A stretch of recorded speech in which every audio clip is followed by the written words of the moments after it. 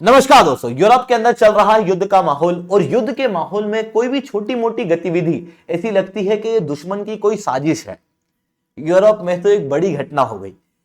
Europe के अंदर सबसी internet cables के अंदर रप्चर पाया गया, जिसका शक गया रशिया के ऊपर कि रशिया ने एक हाइब्रिड वॉरफेयर यूरोप के खिलाफ छेड़ने का प्रयास किया। फिर सारी नाटो कंट्रियां यहां पर एक्टिव हो गई और इन्होंने रिसर्च वगैरह करने का प्रयास किया, सैटेलाइट डाटा को देखा और फिर हकीकत में कल्प्रिट कोई और ही निकला। रियल कल्प्रिट निकला है चाइना। चाइना के एक जहाज ने बाल्टिक सी के अंदर 2 इंटरनेट केबल को रप्चर किया।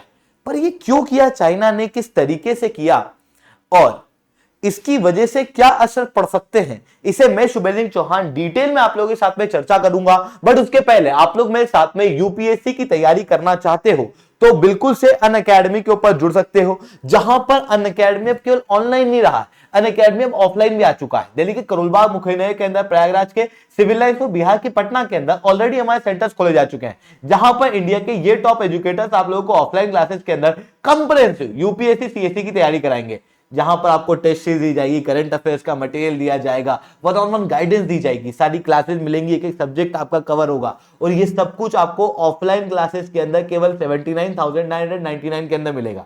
ये ऑफलाइन सेंटर्स के अंदर अभी तक का सबसे अफोर्डेबल और सबसे अच्छी क्वालिटी का कोर्स है। इसके अलावा अगर आपको यूपीएससी और स्टेट पीएससी जैसे बीपीएससी और यूपी पीएससी की भी तैयारी करना है तो आप हमारे रीजनल सेंटर प्रयागराज और पटना के अंदर जुड़ सकते हो। इवन यूपीएससी और बीपीएससी के बच्चों के लिए ऊर्जा ऑडिटोरियम के अंदर 24 नवंबर को शाम 4 बजे अश्वमेध होने वाला है, जो कि एक सेमिनार है जहां पर हमारे टॉप एजुकेटर्स आप लोगों को इनलाइटन करेंगे। इसके अलावा अगर आपको और जानकारी चाहिए अनअकैडमी के सब्सक्रिप्शन के बारे में तो आप इस नंबर पर डायरेक्ट कॉन्टेक्ट कर सकते हो। चलिए दोस्तों, समझने का प्रयास करते हैं यहाँ पे हुआ क्या है। देखो, जर्मनी और फिनलैंड के बीच में एक इंटरनेट केबल है जिसका नाम है सी लायन 1 अंडरसी केबल। दूसरी केबल आपको लिथुआनिया और स्वीडन के बीच में देखने को मिलेगी। इन दोनों ही केबल के अंदर रप्चर पाया गया। अब ये रप्चर इतना खतरनाक क्यों था? क्योंकि देखो, ये जो इंटरनेट केबल ये केवल यूरोप में नहीं है, ये पूरे वर्ल्ड के अंदर फैली हुई है कुछ इस तरीके से।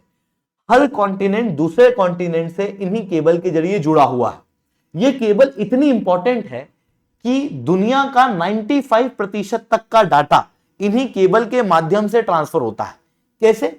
इसे ऐसे समझना, लेट से अभी आप इंडिया में हो, मैं यहां वीडियो बना रहा हूं, मेरी वीडियो आप तक पहुंच पा रही है एक इंटरनेट कनेक्शन के जरिए जो कि आपकी सिम कार्ड प्रोवाइड कर रही है।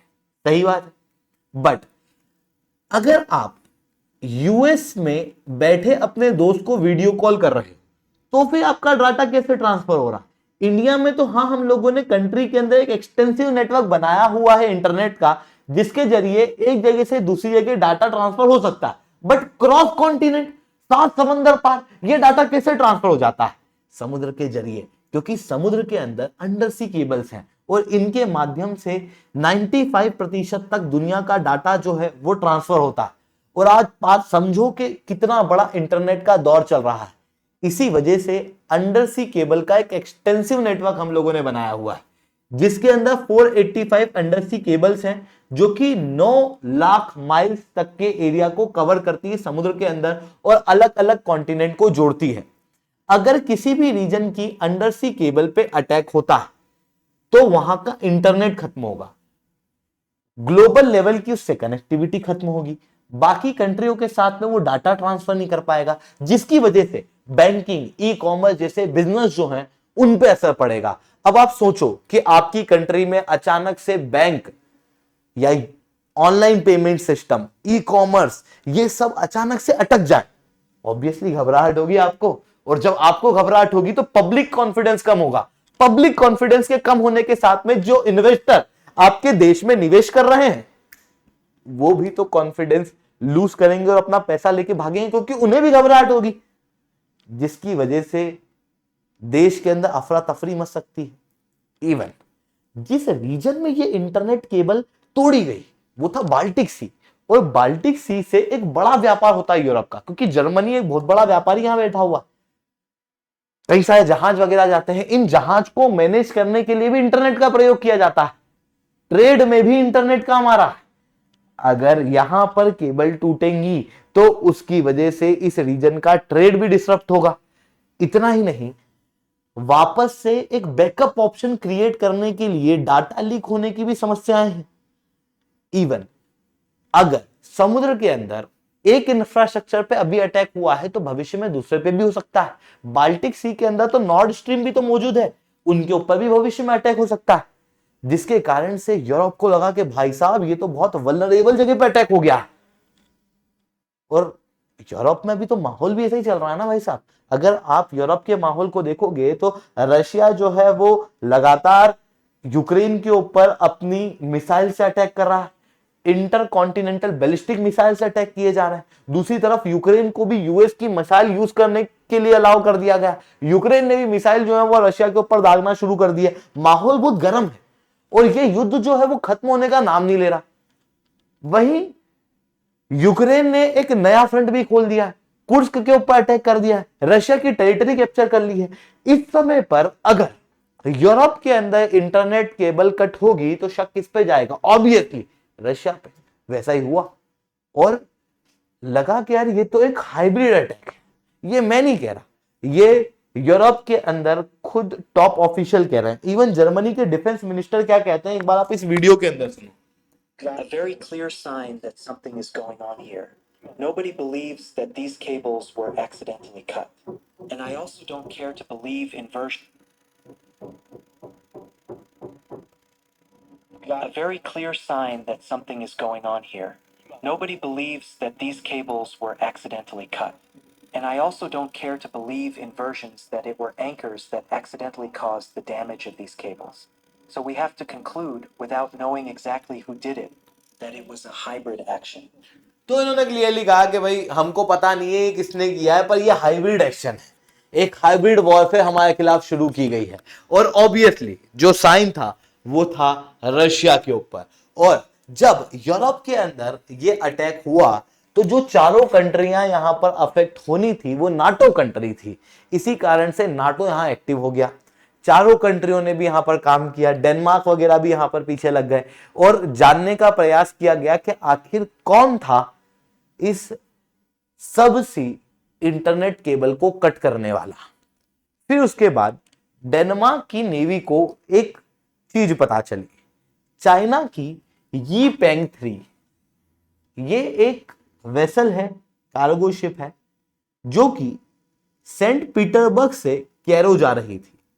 और ठीक उस समय पर, जिस समय पर सी लायन 1 केबल कटी, उस समय पर यह सी लायन 1 केबल के ऊपर थी। अगले दिन जब बीसीएस केबल कटी तो उस समय पर भी यही शिप जिस जगह पे बीसीएस केबल कटी है वही थी। तो शक के घेरे में ये आई यीपेंग। इवन सैटेलाइट इमेजेस कुछ और बताती है। अगर आप सैटेलाइट इमेज को देखोगे तो यहां पर देखना, ये यीपेंग यहां दिखाई दे रही है। ये जैसे ही उस लोकेशन पे जाएगी जहां पर केबल कट हुई है, वहां पर इसकी स्पीड स्लो होगी। देखना 11.4 11.3 चल रहा है, अचानक से स्पीड 10 हो गई, 9 हुई, 7 हुई, 6 हुई, 5 4 3, स्पीड एकदम स्लो हो गई। इंटरनेट इन्हें काटा, बिल्कुल रुक गई है, इन्होंने इंटरनेट बिल्कुल काटा यहां पर और उसके बाद वापस से स्पीड पकड़ के भाग गए। तो फिर शक के घेरे में आई चाइना की यीपेंग 3 और अभी इसके ऊपर इन्वेस्टिगेशन की जा रही है। पूरा शक है चाइनीज शिप के ऊपर कि चाइनीज शिप ने ही ये काम किया होगा। और ऐसा नहीं है कि चाइना ने पहली बार इस तरीके की चीज की है, ताइवान के अंदर भी इसी तरीके की इंटरनेट केबल कटी थी, तब चाइना के ऊपर ही आरोप लगे थे। इवन हांगकांग ने भी चाइना के ऊपर आरोप लगाए थे जब समुद्र के अंदर पाइपलाइन कटी थी। इवन रिपोर्ट्स ये बताती हैं कि चाइना अक्सर सबसी केबल काटता रहता है दूसरे देशों की। क्यों काटता है किसी को नहीं पता, बट इनकी ऐसी उल्टी सीधी हरकत जो है वो चलती रहती है, जिसकी वजह से रिसेंटली इन्होंने यहां पर सबसी केबल काटी है जर्मनी और फिनलैंड के बीच में, साथ में स्वीडन और लिथुआनिया के बीच में, जिसकी वजह से आने वाले समय में बड़े रिपरकेशन चाइना को देखने को मिल सकते हैं। इवन रिसेंटली वर्ल्ड वॉर 3 के भी क्लियर इंसिडेंट्स दिखाई दे रहे हैं, जहां पर यह कहा जा रहा है कि रशिया, ईरान और चाइना एक तरफ हो चुके हैं और ये लोग यूक्रेन के खिलाफ हाइब्रिड वॉर लड़ रहे हैं।